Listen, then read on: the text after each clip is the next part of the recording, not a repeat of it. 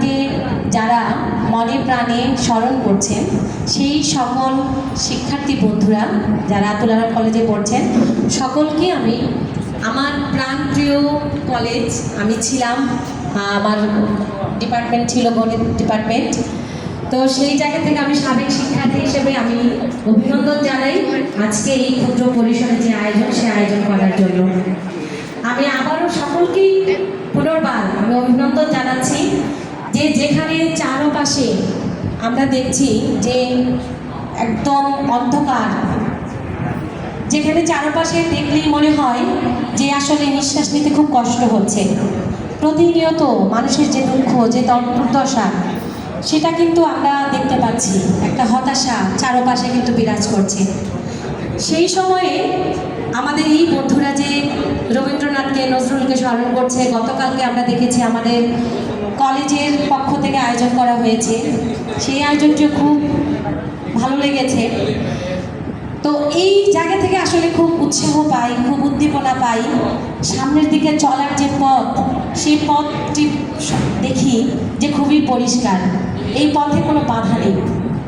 যেটা আমরা দেখেছি আমাদের নজরুলের, কাজী বিদ্রোহী কবি কাজী নজরুল ইসলাম, তার যে লিখনী, সেই লিখনির মধ্য দিয়ে যে যত ধরনের অন্যায়, যত ধরনের অত্যাচার, সমাজের যত ধরনের বাধা ছিল, সমস্ত বাধাকে তিনি কিভাবে তার কলমের মাধ্যমে, তার লিখনের মাধ্যমে তিনি তুলে ধরেছিলেন।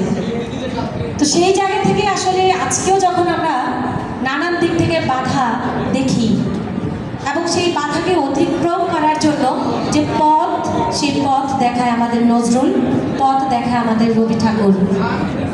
ব্যানারে একটি খুবই চমৎকার কথা লিখেছেন যে মুক্ত করো ভয়, আপনা মাঝে শক্তি ধরো, নিজেরে করো জয়।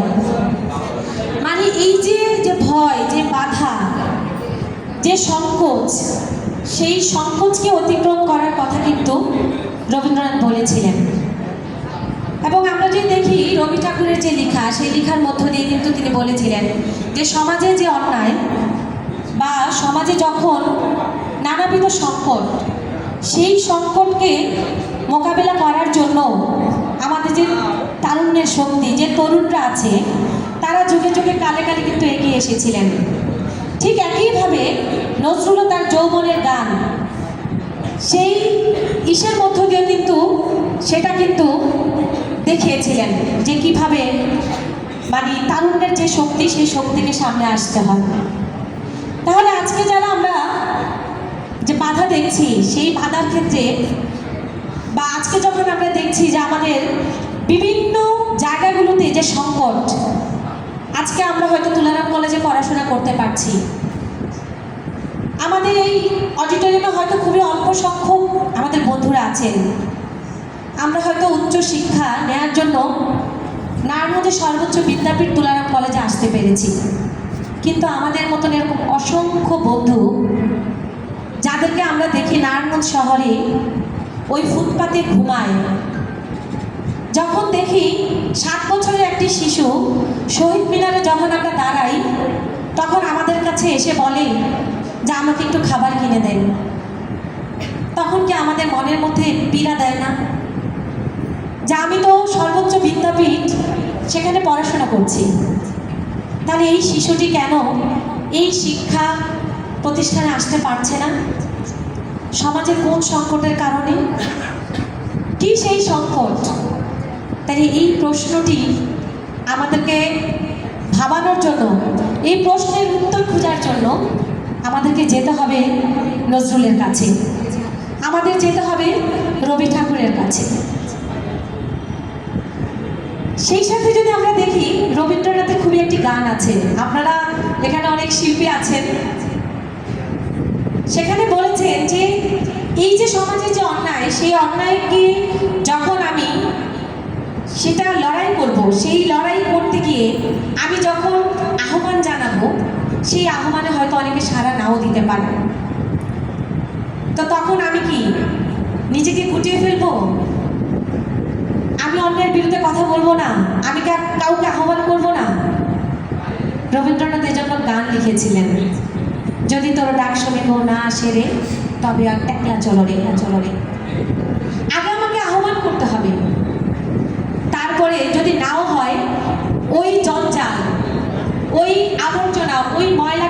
বাঁচানোর জন্য আমাকেই চেষ্টা করতে হবে। সেই লড়াইটা যেন থেমে না যায়, সেই লড়াইটা যেন আমি কোথাও যে আটকে না দিই। সেই জায়গা থেকে আমার কাছে মনে হয় আজকে যেই আমাদের বন্ধুরা যারা আসতে পারেন, আমাদের এই শিক্ষা প্রতিষ্ঠান পর্যন্ত পড়তে পারেন, যারা বিশ্ববিদ্যালয় পর্যন্ত যেতে পারেনি, এরকম একটি বৈষম্য আমাদের শিক্ষাক্ষেত্রে বিরাজ করছে। তাহলে সেই বৈষম্য দূর করে আমাদের দেশে সকল শিশুরা যদি বিশ্ববিদ্যালয়ে পড়তে পারে, তারা যদি শিক্ষা গ্রহণ করতে পারে, রাষ্ট্র যদি সেই শিক্ষার দায়িত্বটা নেয় যে একজন শিশু শিক্ষা থেকে বঞ্চিত হবে না, তাহলে আমার কাছে মনে হয় নজরুল, রবি ঠাকুর যা চেয়েছিলেন, যেটা দেখিয়েছেন, সেটা বোধহয় অনেকটা পূর্ণ হবে। তাই আমার কাছে মনে হয় খুব বেশি আলোচনা আসলে করার নেই। আমাদের ঢাকা থেকে আসছেন মুক্তা আপু, তিনিও কিছু আলোচনা করবেন। তারপর আমাদের অনেক বন্ধুরা আছে যারা বিভিন্ন পারফরমেন্স এখানে করবেন।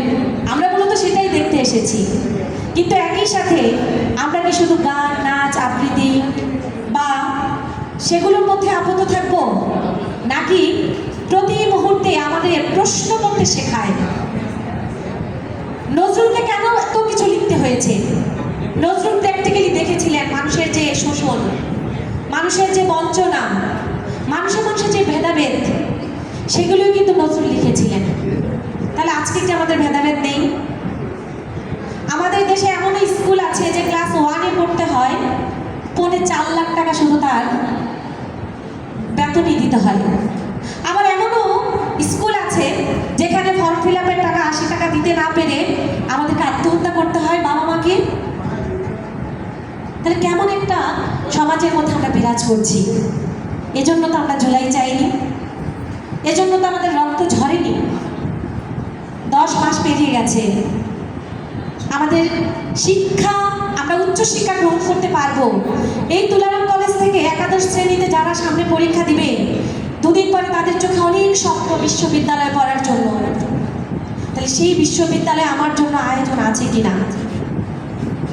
আমি ঢাকা বিশ্ববিদ্যালয়ে, জাহাঙ্গীরনগর জগন্নাথ বিশ্ববিদ্যালয়ে পড়তে পারবো কিনা, নাকি আমাকে ভর্তি যুদ্ধে যেতে হবে?